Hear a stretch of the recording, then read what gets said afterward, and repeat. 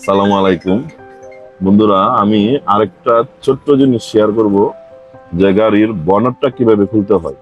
এই জিনিসটা আপনাদের সাথে শেয়ার করব। এনে আসো। বনেট খোলার জন্য দুইটা লক আছে। একটা লক হলো প্রথমেই গাড়ির ভিতরে এই জিনিসটা, এই একটা লক, এটাকে আস্তে করে প্রেস করতে হবে। প্রেস করার পরে শব্দ হবে। শব্দ হইলে এই গাড়িটা এইখানে আঙ্গুল দিয়া, এই প্রত্যেকটা গাড়িতেই হয়তো কোনো গাড়িতে কভারে আছে, কোনো গাড়িতে নিচে আছে, এখানে খুলতেছে না, এখানে আরেকটা লক আছে। এই লকটা খালি এভাবে দিলেই ম্যানুয়াল গাড়িতে লকটা খোলা হবে। এই জিনিসটা দেখাও। অনেকেই লক করতে পারেন না।